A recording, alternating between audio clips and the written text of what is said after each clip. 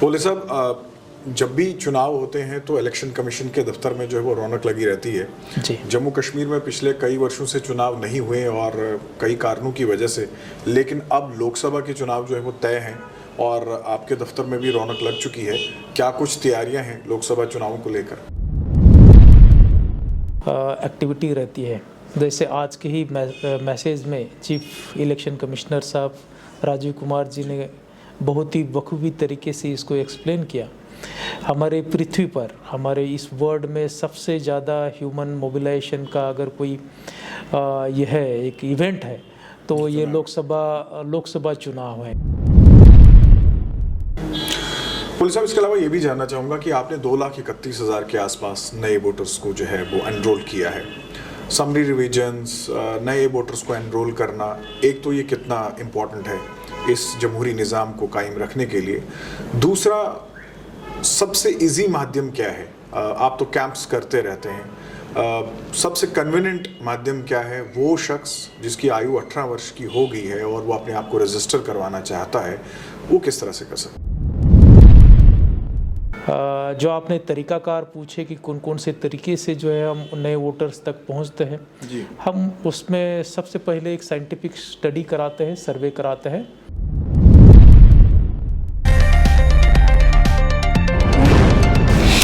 News now देखने वाले सभी दर्शकों का स्वागत है। आज 25 जनवरी है और 25 जनवरी को हर साल मनाया जाता है national voters day. Jammu Kashmir की बात करें तो साल 2024 जम्मू कश्मीर में इलेक्शन ईयर भी रह सकता है और आने वाले समय में लोकसभा के चुनाव भी होने जा रहे हैं। इसी पर हम बात करेंगे और हमारे साथ chief electoral officer J&K Pandurang के पोले हैं। सर, आपका स्वागत है। नमस्कार सर, सबसे पहले ये जानना चाहूँगा, आज नेशनल वोटर्स डे है। देश भर में आज इवेंट्स हुए, खुद प्रधानमंत्री जो है उन्होंने भी एक बड़े इवेंट में जो है हिस्सा लिया वोटर्स की अवेयरनेस के लिए। और हर साल जो वोटर्स 18 वर्ष के हो जाते हैं उनका मैंडेट हो जाता है कि वो चुनाव में जो हिस्सा ले सकें, अपने वोटिंग राइट्स का इस्तेमाल कर सकें। सबसे पहले ये जानना चाहूँगा कि आज जो नेशनल वोटर्स डे था उस पर जम्मू कश्मीर की तरफ से आपने क्या कुछ किया? आज के ही दिन 25 जनवरी 1950 को जी इलेक्शन कमीशन ऑफ इंडिया की स्थापना हुई थी और इलेक्शन कमीशन ऑफ इंडिया की स्थापना आज के ही दिन हुई थी। उसके मद्देनज़र हर साल 25 जनवरी को जो है राष्ट्रीय मतदाता दिन, नेशनल वोटर्स डे मनाया जाता है। जी। भारत ना सिर्फ दुनिया का सबसे बड़ा जमहूरी मुल्क है, इवन यहाँ की जो जमहूरियत है अलग अलग चैलेंजेस और अलग अलग प्रॉब्लम्स को फेस करती हुई जो है और मजबूत हुई है। जी। और उसमें इलेक्शन कमीशन ऑफ इंडिया का काफ़ी अहम रोल रहा है। इलेक्शन कमीशन ऑफ इंडिया, साथ में उनके अंडर काम करने वाले सभी ऑफिसर्स और एम्प्लॉयज़, उनका भी रोल जो है काफ़ी इम्पोर्टेंट रहता है। जी। इनके रोल की सराहना करना और वोटर्स को अपील करना कि पहले तो एनरोल करें और एनरोल करने के बाद जो है वो बढ़ चढ़ करके वोटिंग में हिस्सा लें। जी। इन दो मकसद के लिए जो है वो हर साल नेशनल वोटर्स डे मनाया जाता है। इस साल जम्मू कश्मीर में भी नेशनल वोटर्स डे मनाया गया। हर ज़िले में, हर तहसील ऑफिस में, हर पोलिंग स्टेशन में और जम्मू और श्रीनगर जो कैपिटल सिटीज़ है वहाँ भी मेन फंक्शंस हुए। जी। जम्मू में जो फंक्शंस हुआ, जो जम्मू कश्मीर यूटी में जो यूनियन टेरिटरी लेवल पर जो फंक्शंस हुआ, उसमें महामहिम उपराज्यपाल महोदय भी शामिल हुए थे। जी। और काफ़ी बड़े पैमाने पर जो है उसमें लोग भी शिरकत किए, आपने भी उसमें देखा होगा। जी। इस साल के नेशनल वोटर्स डे की जो थीम है वो है nothing like voting, I vote for sure. जी। जी। पुलिस साहब, इसके अलावा ये भी जानना चाहूँगा कि आपने 2,31,000 के आसपास नए वोटर्स को जो है वो एनरोल किया है। समरी रिविजन्स, नए वोटर्स को एनरोल करना, एक तो ये कितना इम्पोर्टेंट है इस जमहूरी निज़ाम को कायम रखने के लिए। दूसरा, सबसे इजी माध्यम क्या है? आप तो कैंप्स करते रहते हैं, सबसे कन्वीनियंट माध्यम क्या है? वो शख्स जिसकी आयु 18 वर्ष की हो गई है और वो अपने आप को रजिस्टर करवाना चाहता है, वो किस तरह से कर सकता है? मैं थोड़ा कंटेक्चुअल में बताना चाहूँगा। जी। बेसिकली पूरे ऑल इंडिया लेवल पर अगर बात करूँ तो जितनी हमारी पॉपुलेशन है जी उसकी तकरीबन 63 to 65% आबादी जो है वोटर रोल में दिखती है। जी मतलब 63 से 65% आबादी जो है अबव 18 एज ग्रुप की रहती है, जिसको हम इलेक्टर टू पॉपुलेशन रेशो कहते हैं। जी हमारे जम्मू एंड कश्मीर में जो है वो रेशो जो है अभी भी हम उस लेवल तक पहुँचे नहीं हैं। जो आपने इंक्रीज़ अभी रिसेंटली जो बात की वो हमने की है, अभी जो है 0.6% तक जो है पहुँच गए हैं, जो अदरवाइज़ 0.63 या 0.65% रहता है। इसमें जो है हमारा और काम करना बाकी है।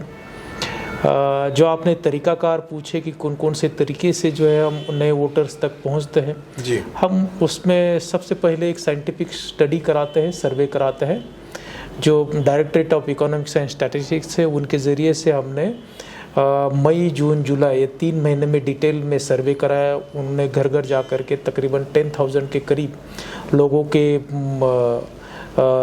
रिस्पॉन्सेस ले अलग अलग प्री डिफाइंड क्वेश्चंस पर जी, और उसके बेसिस पर कुछ कंक्लूजन्स निकाले। तो उसमें उनका कहना था कि जो नया वोटर्स है जो 18 साल का हो जाता है तो नॉर्मली जो है 20-21 का होने के बाद वो रजिस्टर होता है, तो इनिशियल जो है 1-1.5 साल में रजिस्टर नहीं रहता है। ये एक गैप उन्होंने आइडेंटिफाई किया। दूसरा गैप उन्होंने आइडेंटिफाई किया कि जो गर्ल्स मैरिज होने के बाद नई जगह पर जब जाती है तो उनको पुराने जगह का डिलीट नहीं होता है और नई जगह पर एडिशंस में कहीं दिक्कत आती है। या बहुत बार ऐसा भी होता है कि उनको लगता है कि मान लीजिए उम्र 22-23 की हो गई, उनको लगता है अब शादी करके दूसरी जगह पर जाएगी, तो उससे चलते पिताजी के यहाँ रजिस्टर्स नहीं कराते हैं गर्ल्स। ठीक है, तो दूसरा गैप उन्होंने वुमेन्स में आइडेंटिफाई किया। तीसरा गैप उन्होंने आइडेंटिफाई किया नोमैड्स, खास करके क्योंकि वो सीजनली माइग्रेट करते हैं। समर में जो है हाई रिचेस में जाते हैं, विंटर में लोअर प्लेन्स में आते हैं। तो कभी अगर मान लीजिए समरी रिवीजन उसी जब वो ऊपर है तो अगर शुरू हो गया तो वो उससे वंचित रहते हैं। तो नोमैड्स जो है थर्ड तबका उन्होंने आइडेंटिफाई किया। फोर्थ था खास करके वैली से काफ़ी लोग माइग्रेट हो गए हैं, सिर्फ जम्मू ही नहीं बाहर भी रहते हैं, उनकी सेकंड या थर्ड जनरेशन भी आ गई है, उसमें भी जो है बहुत सारे लोग एनरोल नहीं हो गए हैं। तो फोर्थ ये आइडेंटिफाई किया। फिर जो वेस्ट पाकिस्तान रिफ्यूजीज थे जो पहले पार्लियामेंट रोल में होते थे लेकिन असेंबली रोल में नहीं होते थे, तो वो भी है। और बाकी ऐसे भी जो है तकव्वुजात उन्होंने आइडेंटिफाई किए। कुछ एक ट्राइबल्स कम्युनिटीज़ है जहाँ वो एनरोलमेंट रेशो कम रहता है। कुछ एक ये भी देखा गया है कि लोगों को लगता है कि नहीं वोटिंग से उनको कुछ इंडिविजुअली बेनिफिट नहीं हो रहा है, तो उससे चलते एनरोलमेंट में भी कमी रहती है। तो इससे रिलेटेड अप्रोप्रिएट नॉलेज ना होना, ये भी एक जो है रीज़न उन्होंने फाइंड आउट किया। अब इन रीज़न को टारगेट करने के लिए हम हर एक सेक्टर स्पेसिफिक या सेक्शन स्पेसिफिक अप्रोच अडॉप्ट करते हैं। जैसे मान लीजिए वुमेन्स है, ठीक है, नॉर्मली पिताजी के यहाँ गर्ल्स जो है रजिस्टर्स नहीं करती है और फिर नई जगह पर अगर मान लीजिए रजिस्टर कर दिया तो डिफ़िकल्टी जाती है उनको नई जगह पर एनरोल करने में। तो उनमें हमने ये किया है कि जो भी चाहे लड़का है लड़की है, नॉर्मली 12वीं 12th क्लास में जो है उसकी उम्र जो है 17, 18, 19 के तकरीबन रहती है। हम 11th 12th क्लास के और ग्रेजुएशन के फर्स्ट सेकंड ईयर के बच्चे जो है जो स्कूल गोइंग है उनको टारगेट कर रहे हैं और हमने उसके लिए एक स्पेशली डेडिकेटेड AEROs अपॉइंट किए हैं। नॉर्मली उस ज़िले का जो है जो एजुकेशन का जो ऑफिसर रहता है, इधर चीफ एजुकेशन ऑफिसर है या कहीं किसी कॉलेज का प्रिंसिपल जो है, हमने उसको स्पेशली AEROs अपॉइंट किया है फॉर यंगर वोटर्स जी, उसमें वो एनरोल हो सके। नोमैड्स के लिए जो है हमने ट्राइबल डिपार्टमेंट का सपोर्ट लिया है। उनके जो शेड्यूल है, जो जिस समय वो अप जाते हैं और नीचे आते हैं या उनके रूट्स है वो हमने मैप कर दी है, ताकि इन रूट भी जो हमारा डिपार्टमेंट रहता है एनिमल हस्बेंड्री का, सीप हस्बेंड्री का, उनके साथ जाता है, या जो मोबाइल टीचर्स रहते हैं उनके ज़रिए से जो हम उन तक पहुँचे और उनका एनरोलमेंट कराए। जो माइग्रेंट है जो जम्मू या जम्मू से बाहर रहते हैं उनके लिए भी जो है रिलीफ कमिश्नर ऑफिस नॉर्मली उनके पास उनका डिटेल्स रहता है, वो उनके लिए जो है कैंप लगा करके उनको एनरोल कर रहे हैं। जो लोग मान लीजिए इवन वैली में भी है या जम्मू के एरियाज़ में ही है लेकिन किसी कारण एनरोल नहीं हो पाए हैं, चाहे उनको पता नहीं था, इग्नोरेंस था, या उसका इम्पोर्टेंस उनको लगता नहीं था। उनको हमारे BLO जो है घर घर जा कर के हाउस टू हाउस सर्वे करते हैं और छुट्टी के दिन भी जो है उनको कैंप्स लगाते हैं अपने अपने पोलिंग बूथ एरियाज़ में। इस ज़रिए से जो है जो लेफ्ट आउट पॉपुलेशंस हमें जहाँ जहाँ लगती है उसको हम कवर करने का प्रयास करते हैं। बोले साहब, जब भी चुनाव होते हैं तो इलेक्शन कमीशन के दफ्तर में जो है वो रौनक लगी रहती है जी। जम्मू कश्मीर में पिछले कई वर्षों से चुनाव नहीं हुए और कई कारणों की वजह से, लेकिन अब लोकसभा के चुनाव जो है वो तय हैं और आपके दफ्तर में भी रौनक लग चुकी है। क्या कुछ तैयारियां हैं लोकसभा चुनावों को लेकर?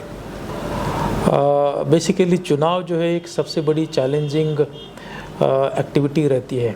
जैसे आज के ही मैसेज में चीफ इलेक्शन कमिश्नर साहब राजीव कुमार जी ने बहुत ही बखूबी तरीके से इसको एक्सप्लेन किया। हमारे पृथ्वी पर, हमारे इस वर्ल्ड में सबसे ज़्यादा ह्यूमन मोबिलाइजेशन का अगर कोई यह है एक इवेंट है तो ये लोकसभा चुनाव है, क्योंकि ये पूरे कंट्री में होते हैं, ऑलमोस्ट 5-6 फेजेस में होते हैं और उसमें जो है तकरीबन 95 करोड़ से ज़्यादा लोग जो है मतदाता इसमें भाग लेते हैं। 15 लाख से ज़्यादा जो है इसमें एम्प्लॉयज़ काम करते हैं और उसमें जो है काफ़ी जो है मेहनत करनी पड़ती है जी। सिर्फ ह्यूमन मैनेजमेंट का या ह्यूमन रिसोर्स मैनेजमेंट का ही ये चैलेंज नहीं, इवन बहुत सारे जो अनफोर्सिंग चैलेंजेस रहते हैं, वेदर रहता है, दूसरी चीज़ें रहती है, उसको भी मद्देनज़र रखते हुए हम प्रिपरेशंस करते हैं जी। प्रिपरेशन जो है हमारी तकरीबन 4 महीने से शुरू हो गई है ऑलरेडी। जो इसके लिए जो गाइडिंग प्रिंसिपल्स रहते हैं, हमारे बुक्स रहते हैं जिसको हम मैनुअल्स बोलते हैं, नॉर्मली वेबसाइट्स पर भी रहती है, उसको अपडेट करता है ECI। पिछले 6-7 महीने पहले ही सभी जितने जो उनके जो मैनुअल्स है उनको अपडेट किया। नए चैलेंजेस को मद्देनज़र रखते हुए उसको अपडेट करना ज़रूरी होती है। उसकी फिर हम प्रिंटिंग कराते, प्रिंटिंग करा करके हमने जो भी हमारे ऑफिसर्स है जो इसमें शिरकत करने वाले हैं उनके तक पहुंचा दे रहे हैं। जो इम्पोर्टेंट उसमें जो ऑफिसर्स रहेंगे जैसे डिप्टी कमिश्नर्स है, उनके नीचे SDMs है, ACRs है, ADCs है, उनकी ट्रेनिंग ऑलरेडी हो चुकी है। ज़िले के लेवल पर अलग अलग काम को अंजाम देने के लिए 16-17 नोडल ऑफिसर्स अपॉइंट करते हैं, उनकी ट्रेनिंग जो है शुरू हो गई। एक ट्रेनिंग हो गई, सेकंड ट्रेनिंग और होनी है। Model code of conduct implement करने से रिलेटेड बहुत सारी एजेंसीज रहती है, 17-18 डिपार्टमेंट्स रहता है, जिसमें इनकम टैक्स है, टैक्सेशन के जो स्टेट के डिपार्टमेंट्स है, नारकोटिक्स डिपार्टमेंट है, एक्साइज डिपार्टमेंट है जो लिकर और बाकी के इस पर मूवमेंट पर देखता है। उन सब की हमारी एक मीटिंग हो चुकी है और उनको भी जो है उन्होंने भी अपनी SOP जो है रिवाइज करना शुरू कर दिया है। जो ज़िले लेवल पर जो डिस्ट्रिक्ट लेवल मास्टर ट्रेनर्स है वो ऑलरेडी ट्रेन हो चुके हैं, ताकि जो पोलिंग पार्टी जो आइडेंटिफिकेशन का काम चल रहा है उनका डाटा बैंक बन रहा है, तो उस डाटा बैंक को फरवरी के मिड से जो है उनको ट्रेनिंग देना शुरू कर देंगे। जहाँ तक रहा मशीन्स की बात, EVMs जो है हमारी तकरीबन सितंबर-अक्टूबर में ही पूरी तैयार हो चुकी है। जितनी EVMs उसके लिए लगती है, इंक्लूडिंग बफर जो लगता है, तकरीबन एवरेज 50% के करीब जो है हम बफर रखते हैं, ताकि कोई अगर मान लीजिए किसी कॉन्स्टिट्यूंसी में 15 से ज़्यादा कैंडिडेट खड़े रहते हैं तो आपको जो बैलेट यूनिट है 2 बैलेट यूनिट लगाने पड़ते हैं। तो हमने उसको भी मद्देनज़र रखते हुए, सभी इवेंचुअलिटीज़ को मद्देनज़र रखते हुए नंबर ऑफ़ EVMs तैयार किए हैं, स्ट्रॉन्ग रूम में सील हो गए हैं। जो बाकी जो मटेरियल रहता है वो भी हमने प्रोक्योरमेंट ये हो गए हैं, जेम्स के जो ऑर्डर्स हो गए हैं वो सप्लाई अभी रिसीव हो रहा है, ज़िले तक पहुँचाया दिया जाएगा। बहुत सारे एरियाज़ है खास करके वैली के और जम्मू डिवीज़न में किश्तवाड़ के जो snow bound cut off areas में आते हैं, वहाँ में हेलीकॉप्टर के ज़रिए से हम मदद लेते हैं और वहाँ पोलिंग पार्टीज़ पहुँचाते हैं, मटेरियल पहुँचाते हैं। उनका जो है डिटेलिंग शुरू हो गया है, उनके लिए स्पेशल प्लान्स जो है बन गए हैं, ताकि उन एरियाज़ में भी जो भी फेज़ इलेक्शन कमीशन उस पर्टिकुलर कॉन्स्टिट्यूंसी के लिए आ जाएगा उस फेज़ में जो है वो इलेक्शन करा सके। प्रिपरेशन जो है चल रही है, डेफिनेटली जैसे जैसे नज़दीक आता है वो और पेस ले लेती है। CEO साहब, टेक्नोलॉजी आजकल दौर है टेक्नोलॉजी का, और पुराने इलेक्शंस में और आज के इलेक्शंस में यही फ़र्क होगा कि इंट्रोडक्शन ऑफ वास्ट टेक्नोलॉजी वो हो गया है।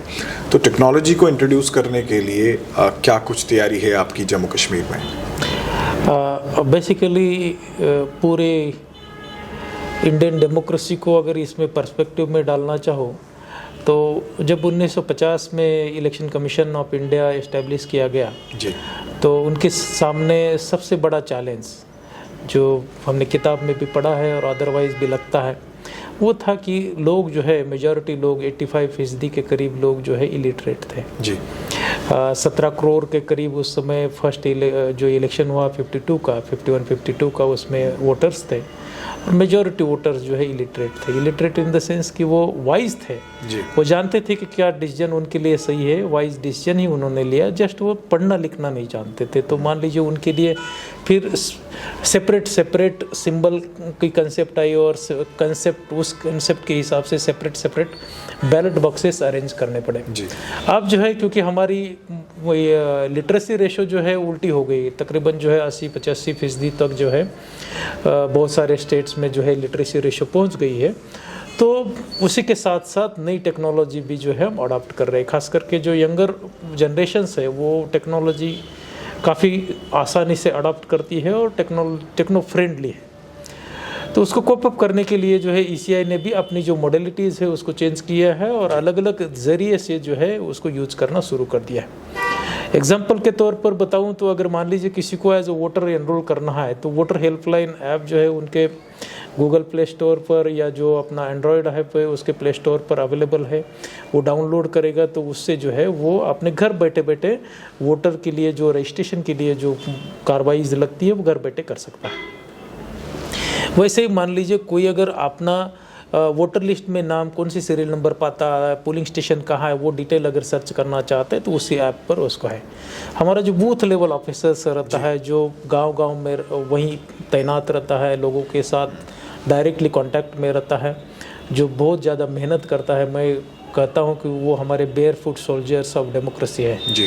डेमोक्रेसी को जो है जो फ्रंट लाइन सोल्जर जिसको हम कहते हैं वही है। बिल्कुल। तो वो जो है उनके लिए भी ECI ने ऐप लाया है BLO ऐप्स, ठीक है जी। तो BLO ऐप में क्या करते हैं, जो भी एप्लीकेशंस आ गया उसी समय अपलोड कर लेते हैं ताकि हार्ड में जो है वो फिर EROs के पास ले जाएंगे, उसमें कुछ डॉक्यूमेंट इधर उधर हो जाएगा या कोई वो डिफ़िकल्टीज़ न रह जाएगी, लॉजिस्टिकल डिफ़िकल्टीज़ भी उनके पास कम से कम रहेगी। जी। ERO जो उनके पास एप्लीकेशंस आ गए थी, ERO नेट आ गई है, उसमें जितने भी एप्लीकेशंस है चाहे हार्ड में आ जाए या ऑनलाइन आ जाए आपके ज़रिए से वो सब उसी पर इंटीग्रेट होते हैं और वो ऑनलाइन ही उस पर हियरिंग का नोटिस जनरेट करते हैं, वो नोटिस इशू होता है और उसी पर जो है हियरिंग लेकर के अपना डिसीजंस लेते हैं कि एक्सेप्ट करना है एप्लीकेशंस या रिजेक्ट करना है। उसके अलावा जो है बहुत सारी चीज़ें हैं इलेक्टोरल प्रिपरेशन से रिलेटेड, जो मैंने कही कि ये कॉमन पब्लिक से रिलेटेड है, वैसी कैंडिडेट रिलेटेड भी आ गई। नॉमिनेशंस में जो बहुत सारे एफिडेविट देने होते हैं उसका भी एक ऐप आ गया जिस जरिए से वो ये कर सकते हैं। कैंडिडेट्स को पॉलिटिकल पार्टीज़ को अपना एक्सपेंडिचर शो करना होता है डेली, तो उसके लिए भी सुविधाएं के तौर पर जो है एक एप्लीकेशंस आ गया। उनको बहुत सारी इलेक्शन के दरमियान परमिशंस लगती है, कहीं रैली लेनी है, व्हीकल्स अरेंज करने हैं या कोई दूसरी मूवमेंट्स है तो उसके लिए उनको परमिशंस लगते हैं। हमारे जो फील्ड्स के अफसर्स है वो भी जो है आप ऑनलाइन कर दिया गया है, उसको सुविधा आपके ऐप पर जो है जोड़ दिया गया है जी। तो ऐसी ढेर सारी ऐप्स, टेक्नोलॉजीज़, वेब प्लेटफॉर्म्स आ गए हैं जिस ज़रिए से इलेक्शंस जो अदरवाइज़ क्वाइट डिफ़िकल्ट टास्क लगता है, टेक्नोलॉजी के साथ जो है हम उसको थोड़ा आसान बनने का प्रयास कर रहे हैं। पुलिस साहब स्पेसिफिक फोकस है इस बार वोटर पे कि उसको फैसिलिटीज़ जो है वो प्रोवाइड कर सकें, तो क्या कुछ फैसिलिटीज़ जो है वो एनहांस की गई हैं? बेसिकली एक तो वोटर बनने के लिए हमारा एनरोलमेंट ड्राइव चलता है और वोटर जब बन जाता है तो जब schedule election commission of India issue करता है उस शेड्यूल के हिसाब से जो भी पोल डे आता है तो पोल डे पर वोटर जब पोलिंग स्टेशन पर टर्न अप हो, हमारा प्रयास रहता है कि उसका वहाँ का जो एक्सपीरियंस है वो बेटर हो जी। नॉर्मली अगर उसका एक्सपीरियंस अगर बेटर है तो नेक्स्ट टाइम जो है वो फिर टर्न अप हो जाएगा और दूसरे लोगों को भी कह जाएगा तुम भी आ जाओ जी। तो बेसिक मिनिमम फैसिलिटीज़ हम जो है अश्योर करते हैं कि हर एक पोलिंग स्टेशन में हो जी। जैसे मान लीजिए पानी की सुविधा है, बिजली की सुविधा है, अगर स्पेशली एबल्ड है तो रैम्प की सुविधा है, बुज़ुर्ग अगर पोलिंग स्टेशन पर आता है उसके लिए एक स्पेशल डेडिकेटेड रो की सुविधा है ताकि वो उसको ज़्यादा खड़ा न रहना पड़े। फिर मेल फीमेल के लिए सेपरेट टॉयलेट की सुविधा है। कहीं धूप है, बरसात है तो उसको ये मद्देनज़र रखते हुए एटलीस्ट मिनिमम कुछ शेड की सुविधा जिसमें कि क्यूज़ वगैरह जी लगी रह सके। ये बेसिक मिनिमम फैसिलिटीज़ हम जो है हर एक पोलिंग बूथ्स पर एश्योर्ड किए हैं। ऑलमोस्ट JNK की अगर बात करूँ तो 97% पोलिंग स्टेशंस पर हमने ऑलरेडी कर दिए। जी 2-3% जो रहते हैं उनमें भी जो है आने वाले दिनों में हो जाएगी, खास करके जम्मू डिवीज़न के, क्योंकि यहाँ काम होता है। कश्मीर के खास करके हाई रिचेस के जो एरियाज़ है वहाँ इन दिनों में काम होता नहीं, तो वहाँ टेम्पररी अरेंजमेंट्स करने का प्रयास रहेगा ताकि हर कोई किसी पोलिंग बूथ्स पर एश्योर्ड मिनिमम फैसिलिटीज़ रहे। वोटर को हम बेटर एक्सपीरियंस देने का प्रयास करेंगे। इवन हम जहाँ यंगर लॉट ज़्यादा है, नॉर्मली अगर वैली की बात करूँ, श्रीनगर की बात करूँ तो हैदरपुरा वगैरह एरियाज़ में आपके बहुत सारे कोचिंग क्लासेस हैं, वहाँ नॉर्मली यंगर लॉट बहुत रहता है। तो वहाँ हमारा प्रयास रहेगा कि कोई ऐसा पोलिंग स्टेशन हम बनाए जिसमें कि यंगर हमारे एम्प्लॉयज़ रहे, अभी जस्ट जो ज्वाइन हुआ है 18-20 साल 21 साल वाले, ठीक है। वैसे ही जम्मू में भी जो एरियाज़ है जो अप्रोप्रिएट लगेगा जम्मू यूनिवर्सिटी के नज़दीक वाला, वहाँ जो है हमारा यूथ जो है वो पोलिंग स्टेशंस पर रहेगा। जहाँ मान लीजिए लगता है कि लेडीज़ उतनी बाहर नहीं आती है, उस एरिया में जो है हम जो पोलिंग स्टेशन की सभी जो मैन पावर रहेगा वो महिलाएं लगाने का प्रयास करेंगे। उसको हम पिंक पोलिंग बूथ्स के तौर पर जो है तैयार करने का प्रयास करेंगे।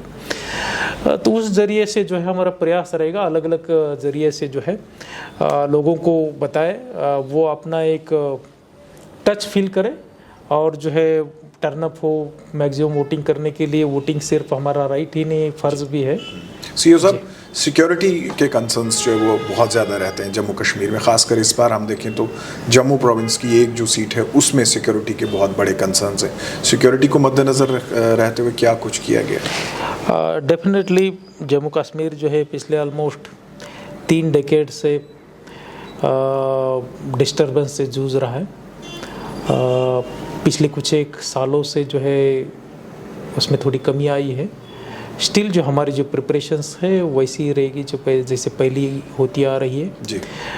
लोकल पुलिस है, CAPF है, उनको सपोर्ट करने के लिए बाहर से भी बड़े पैमाने पर इलेक्शन कमीशन ऑफ इंडिया के ज़रिए से जो है CAPF आती है ताकि यहाँ जो है किसी को भी डर ना महसूस हो, वो अपना बेझिझक फेयरलेस तरीके से जो है जिसको भी वो चाहता है, जिस भी पॉलिटिकल पार्टी कैंडिडेट को चाहता है उसको वोट करे। अगर मान लीजिए उसको लगता है कि नहीं कोई उसमें सुटेबल नहीं तो नोटा पर वोट करे। हमारा प्रयास रहेगा कि वो हमारा जो इलेक्शंस है फ्री, फेयर, ट्रांसपेरेंट और पीसफुल हो। बोले साहब, इसके अलावा ये भी जानना चाहूँगा कि स्टेक होल्डर्स के साथ बातचीत, मीडिया अवेयरनेस, कैंपेन्स वगैरह, क्या वो सब चीज़ें शुरू हो गई हैं? स्टेक होल्डर्स से मैं पॉलिटिकल पार्टीज़ की बात कर रहा हूँ, सिविल सोसाइटी की बात कर रहा हूँ, क्या उनको ऑन बोर्ड लेना शुरू हो गए हैं? बेसिकली इसमें जो है 3-4 टीयर्स रहते हैं एंगेजमेंट के। फर्स्ट टीयर रहता है कि बूथ लेवल ऑफिसर, दूसरा टीयर रहता है कि असेंबली कॉन्स्टिट्यूंसी, तीसरा रहता है DC, चौथा रहता है मेरे लेवल पर। तो इसमें जहाँ तक बूथ लेवल की बात है और डिस्ट्रिक्ट लेवल की बात है, हर एक डिप्टी कमिश्नर्स ने जो है अपने अपने ज़िले में जितनी भी पॉलिटिकल पार्टीज़ रहती है, मेनली हम रिकग्नाइज्ड पॉलिटिकल पार्टीज़ को ही बुलाते हैं, लेकिन कोई अगर अनरिकग्नाइज्ड पॉलिटिकल पार्टी भी है वो भी आ जाते हैं तो वेलकम रहता है। उनके साथ मीटिंगें लेते हैं और मीटिंग ले करके जो है उनको अभी जो फेज़ चल रहा है एनरोलमेंट के स्टेजेस के बारे में बताते हैं कि कौन से दिन के बीच में जो है नए फॉर्म्स एप्लीकेशन रिसीव की जाएगी। उनको भी हम अपील करते हैं कि हर एक पोलिंग पार्टी जो है पॉलिटिकल पार्टी अपना बूथ लेवल एजेंट्स अपॉइंट करें। बूथ लेवल एजेंट्स जो है क्योंकि वहीं का रहने वाला रहता है, जानता है कि कौन नया वोटर है, या मान लीजिए कौन यूथ है जो 18 साल का होने जा रहा है, या मान लीजिए दूसरे गांव से कोई शादी हो करके कोई अगर गर्ल्स वहां आ गई है तो उसको पता रहता है, बूथ लेवल अफसर से भी ज़्यादा जानकारी उसको रहती है। तो उस ज़रिए से जो है वो उनकी एनरोलमेंट के लिए मदद कर सके। या मान लीजिए उसको ये भी पता रहता है कोई वहाँ से गांव ट्रांसफ़र होकर के दूसरी जगह चला गया है तो उसका नाम फिर अप्रोप्रिएटली डिलीट होना चाहिए। तो बूथ लेवल एंगेजमेंट हमारी फर्स्ट रहती है जो चल रही है। जिले लेवल पर भी जो है जैसे मैंने कहा कि मीटिंगें जो होनी होती है वो हो गई है। मेरे लेवल पर जो है हमने जो है अभी जो स्पेशल समरी रिवीजन हो गया उसमें जितनी 9 हमारी state and national recognized political parties है उनके जो अहदेदारान हैं, क्योंकि उनका कॉरेस्पॉन्डेंस एड्रेस हमारे पास रहता है, कौन से अहदेदारान को चिट्ठी जाती है वो रहता है, उस पर जो है डेमी ऑफिशियल लेटर लिख करके जो है उनकी पूरी प्रोसेस एक्सप्लेन की, ईसीआई के डिटेल डायरेक्शंस उनको भेजे और उनको भी अपील की थी कि आप उसमें जो है हमारा सहयोग करें। अभी तक की जो भी एंगेजमेंट है वो बेसिकली थी एनरोलमेंट रिलेटेड, क्योंकि वोटिंग रिलेटेड एंगेजमेंट तो तभी आ जाएगी जब शेड्यूल नोटिफाई हो जाएगा। जहाँ तक मीडिया और बाकी स्टेक होल्डर्स की जो एंगेजमेंट की बात है, सिविल सोसाइटी की तो एंगेजमेंट पैरेलली चल रही है, मीडिया की भी एंगेजमेंट हमें जहाँ जहाँ ज़रूरी लगता है वहाँ कर लेते हैं। आने वाले दिनों में जो है वो बढ़ेगी। जी पुलिस साहब, बिल्कुल आखिर में क्या मैसेज देना चाहेंगे जम्मू कश्मीर की जनता को as a chief electoral officer, क्योंकि जैसे आपने खुद कहा कि 95 करोड़ लोग जो है मोबिलाइज हो जाते हैं और ये सबसे बड़ा फेस्टिवल रहता है भारत में जब हम डेमोक्रेसी की बात करें, क्या मैसेज देना चाहेंगे? बेसिकली वोटर्स ये कोई आम डेजिग्नेशन नहीं है। नॉर्मली हम सोचते हैं कि वोटर बने मतलब क्या ऐसा कुछ बने, ऐसे नहीं रहता है। वो राइट टू वोट काफ़ी इम्पोर्टेंट रहता है। राइट टू वोट हर किसी को नहीं मिलता है, सिर्फ सिटीज़न ऑफ इंडिया के लिए ही मिलता है। अगर कोई बाहर का व्यक्ति यहाँ रह रहा है, उसको अगर मान लीजिए वीज़ा है तो वीज़ा पीरियड में रहने के अधिकार मिलते हैं, लेकिन वो वोटर कभी नहीं बन सकता until unless he becomes citizen of India. तो आप सिटीज़न हैं, आप अगर वोटर नहीं बने तो बहुत कुछ आप खो रहे हैं। एक कॉन्स्टिट्यूशनल राइट है। डेमोक्रेसी जो है एक एक वोट से ही बनती है और मुझे नहीं लगता जम्मू कश्मीर के लोगों को एक वोट की कीमत बताने की ज़रूरत है। आप सब जानते हैं, हिस्ट्री में जो है आपने सुना होगा, पढ़ा होगा कि एक वोट से भी जो है क्या फैसले जो है बदल जाते हैं। आपका वोट भी उतना ही इम्पोर्टेंस रखता है। आप अगर वोटर नहीं बने तो वोटर बने, और वोटर बनने के बाद जो है आप वोटिंग में ज़रूर शिरकत करें। जिस भी पॉलिटिकल पार्टीज़ को, जिस भी कैंडिडेट को आप वोट देना चाहते हैं, बेझिझक उसको वोट दे दीजिए। इलेक्शन कमीशन ऑफ इंडिया, मेरा ऑफिस और नीचे जो पूरी जो मशीनरी है वो फ्री, फेयर, ट्रांसपेरेंट और पीसफुल इलेक्शन करने के लिए कमिटेड है। सिर्फ आपके उत्साह की हमें ज़रूरत है और डेफिनेटली जो है न्यूज़ नाउ के ज़रिए से जो भी वोटर्स देख रहे हैं, मुझे भरोसा है कि आप जो है एनरोलमेंट भी कराएंगे और जब भी इलेक्शंस आ जाएगा, पोल डे आ जाएगा, तो आप वोटिंग भी उतनी ही बढ़ चढ़ करके करेंगे। शुक्रिया, थैंक यू। पुलिस साहब, आपने समय दिया, आपका बहुत बहुत धन्यवाद। जी, thank you Faheem ji, thank you very much sir. तो ये थे हमारे साथ chief electoral officer J&K Panduram के पोले, और इनका ये कहना है कि जमहूरियत को सही माने देने के लिए आपका घर से बाहर निकलना बहुत ज़रूरी है, और ये उस दिन निकलना है जिस दिन आपके यहाँ पोलिंग होगी, और वोट डालना ये हमारा अधिकार है, ये हमारा हक है, हमारी ड्यूटी है, और अपनी इस ड्यूटी को निभाने के लिए आप समय निकालें, घर से बाहर निकलें और वोटिंग बूथ तक पहुँचे और अपने इस फ़र्ज़ को जो है वो अंजाम दें। आज के प्रोग्राम में बस इतना ही, इजाज़त दीजिए, आदाब।